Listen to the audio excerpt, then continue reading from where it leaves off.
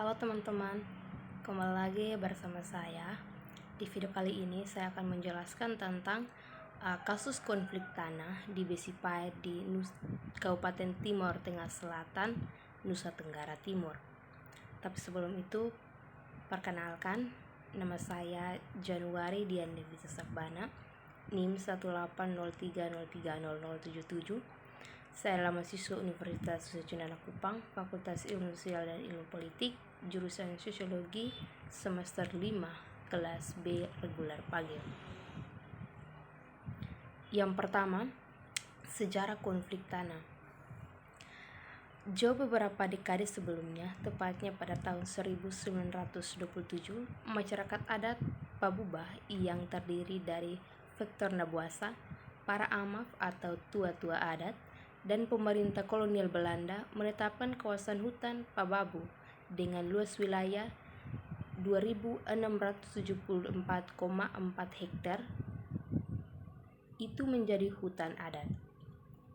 Tujuan dari penetapan hutan adat Pababu ini untuk melindungi satwa liar, tanaman obat-obatan, pohon, dan tali-tali hutan.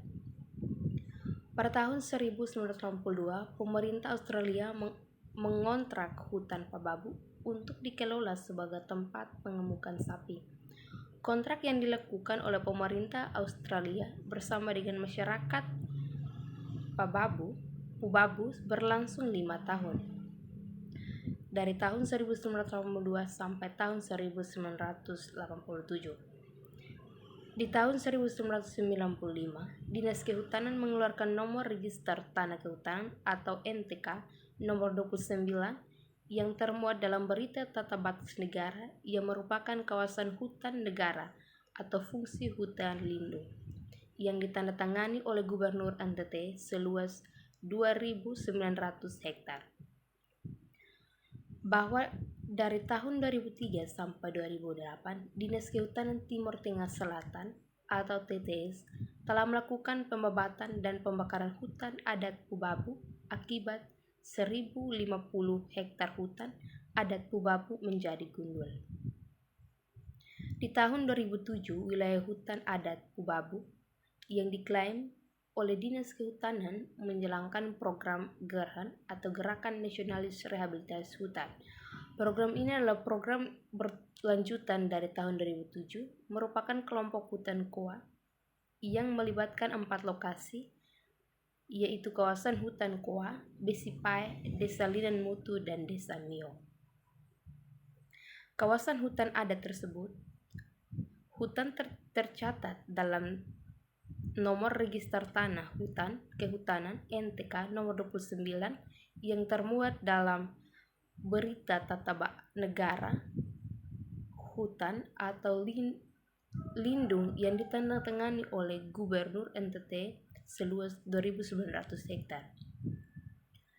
Di tahun 2008, masyarakat adat melakukan aksi penolakan perpanjangan HGU untuk program GERHAN tersebut. Adapun alasan penolakan masyarakat dikarenakan aktivitas pembabatan hutan alam yang menyebabkan pengeringannya sumur-sumur di sekitar kawasan hutan. Yang kedua, pemaksaan penandatanganan surat. Sejak tanggal 17 Oktober 2017 lalu, rombongan pemerintah Provinsi Nusa Tenggara Timur datang ke Besipai untuk membawa surat pembebasan lahan yang diklaim sebagai aset pemilik pemerintah Provinsi Nusa Tenggara Timur. Utusan pemerintah Provinsi Nusa Tenggara Timur itu kemudian meminta David menandatangani surat pengosongan lahan dan kawasan hutan adat Pubabu, Besipai, Timur Tengah Selatan.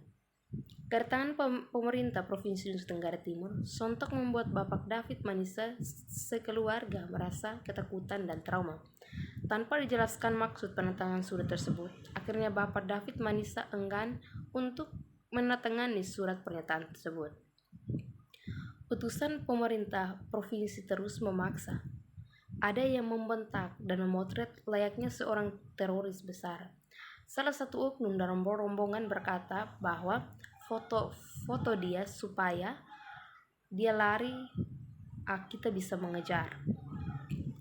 Tanpa ada perlawanan dari David Vanessa, mereka mengambil foto dirinya yang tidak kala itu ia sedang menggunakan celana pendek tanpa menggunakan baju.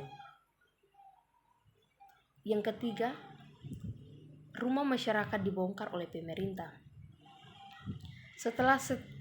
Sehari setelah perayaan HUT kemerdekaan Republik Indonesia, pemerintah Provinsi Nusa Tenggara Timur mengerahkan aparat keamanan dan Satpol PP untuk melakukan pembongkaran rumah warga di lokasi hutan adat Bubabu.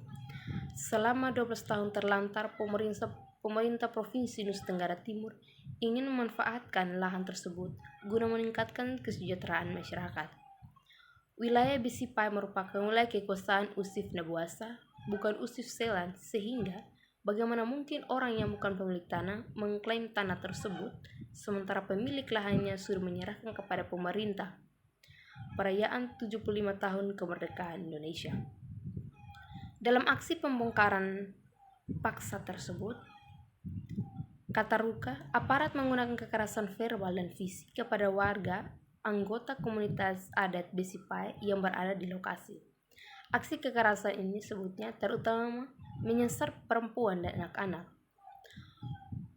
Seorang warga mengatakan penyerangan terhadap komunitas adat Bisipai juga merupakan pelanggaran pemerintah provinsi terhadap mandat keputusan Mahkamah Konstitusi nomor 35/PUU X/2012 yang menegaskan bahwa hutan adat bukan merupakan hutan negara. Penggunaan tindak kekerasan adalah cara-cara yang tidak beradab dan melanggar HAM. Ia juga mendesak pemerintah untuk lebih mengedepankan ideologis untuk menyelesaikan masalah ini dengan memastikan masyarakat ada 3 tungku, yaitu Molo, Amanatun, dan Amanuban, terlibat penuh dalam menyelesaikan perkara ini. Lebih jauh, Ruka menjelaskan bahwa peristiwa penyerangan terhadap komunitas adat Bisipai menunjukkan bahwa masyarakat adat masih terbelenggu oleh penjajahan. Perjuangan untuk mendapatkan pemenuhan hak melalui undang-undang masyarakat juga masih jauh dari harapan. Ruka menegaskan akan banyak kasus serupa jika pemerintah tetap bersikeras dengan RUU Omnibus Law dan menutup mata terhadap RUU masyarakat adat.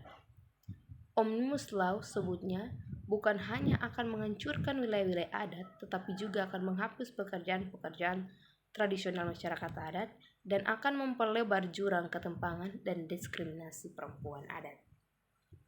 Yang keempat, mensejahterakan masyarakat. Kepala Badan Pendapatan dan Aset Pemerintah Provinsi Nusa Tenggara Timur, Sony Libing, menjelaskan masalah di Bisipai. Pemerintah sesungguhnya memiliki tujuan baik. Ia menegaskan tujuan utama yakni memanfaatkan lahan tersebut guna meningkatkan kesejahteraan masyarakat, sebab selama 12 tahun lahan tersebut tidak dikelola dengan baik. Padahal menurutnya salah satu syarat utama saat penyerahan lahan ke Usif Nabuasa yakni Bisipai dikelola untuk meningkatkan kesejahteraan masyarakat di Bisipai. Yang kelima, bukan pemilik lahan. Lahan 20 kali 40 meter ditawarkan pemerintah bagi warga yang berada di lokasi rumah mereka saat ini. Di area khusus yang disiapkan tersebut akan dibangun rumah. Ada 9 kakak di kawasan hutan dan 5 kakak yang membangun rumah menutupi jalan masuk kantor. Untuk 5 kakak ini, kata Sony, rumah telah dibangun dan 9 kakak telah disediakan kapling dan siap dibangun. Namun menurutnya, masalah baru muncul di mana keluarga besar Nabuasa selaku pemilik lahan serta tokoh-tokoh masyarakat di Desa Lina menuntut haknya. Mereka mengatakan para pendatang diberi rumah sementara mereka tidak. Pemerintah sudah tawarkan program-program pemberdayaan masyarakat, termasuk melibatkan masyarakat yang ada di desa tersebut berupa peternakan sapi, penghijauan pakan ternak, pengembangan lam toro, orang, dan jagung. Tetapi masyarakat di wilayah tersebut menolak karena mereka merasa tanah tersebut milik mereka, tetapi mereka tidak memiliki dasar yang baik dari aspek sosiologis maupun hukum. Wilayah Besipae merupakan wilayah kekuasaan Usif Nabuasa, bukan Usif Selan, sehingga bagaimana mungkin orang yang bukan pemilik lahan mengklaim tanah tersebut, sementara pemilik lahannya sudah menyerahkan kepada pemerintah. Yang keenam, ketidakmampuan pemerintah Provinsi Nusa Tenggara Timur dalam menyelesaikan masalah. Komisi Nasional Perempuan menyatakan bahwa aksi kekerasan yang masih berlanjut di Besipae, Kabupaten Timur Tengah Selatan, menunjukkan ketidakmampuan pemerintah Provinsi Nusa Tenggara Timur dalam menyelesaikan konflik hutan Pubabu Besipae secara partisipatoris. Ketua Komnas Perempuan Andi Yantriani kepada Antara mengatakan bahwa pihaknya menyesal terjadinya kekerasan berulang terhadap sejumlah ibu dan remaja perempuan yang beredar melalui video yang terjadi di desa itu. Tidak hanya itu, pihaknya juga mendapatkan laporan bahwa terjadi penggusuran paksa terhadap 29 keluarga terdiri dari 34 laki-laki dan 50 perempuan. Di antaranya terdapat 6 orang lanjut usia, 48 anak, 6 bayi dan 2 ibu hamil dan 6 orang ibu menyusui.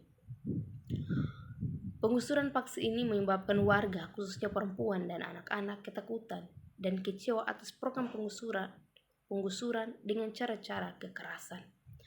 Dalam konteks pandemi COVID-19, pemerintah daerah juga wajib melakukan kebijakan pencegahan penularan COVID-19 terhadap penduduk Pubabu, di antaranya memberikan penghunian, pangan, dan lingkungan yang layak. Oleh karena itu, mereka minta agar kekerasan terhadap perempuan dan anak di Besipae yang terus berulang ini harus dihentikan. Yang ketujuh, pola gerakan sosial terkait masalah konflik di Besipae. Jika dilihat dari pola atau gerakan sosial terhadap masalah konflik tersebut, ada hal banyak yang dapat kita langsungkan dalam kehidupan masyarakat untuk membina hubungan mereka dengan orang lain. Dalam konflik tersebut, ada tujuan yang baik dari pemerintah bagi warga demi mensejahterakan kehidupan mereka, karena pemerintah melihat bahwa masyarakat selama ini tidak mengelola tanah itu dengan baik. Maka dari itu, pemerintah mengambil alih untuk memanfaatkan tanah itu sebagai tempat wisata dan lainnya. Tetapi ada juga pengeluhan dari masyarakat yang mana pemerintah melakukan hal tersebut dengan kekerasan, terutama kepada perempuan. Dari sisi ini kita bisa menilai bahwa para pemerintah main hakim sendiri dalam mengatasi masalah ini. Demikian penjelasan singkat saya tentang konflik tanah di Besipae, Kabupaten Timur Tengah Selatan. Bagi teman-teman, jangan lupa untuk menonton video ini dengan cara like, comment, share, and subscribe video ini. Semoga ilmu ini dapat bermanfaat bagi kita semua. Terima kasih, sampai jumpa.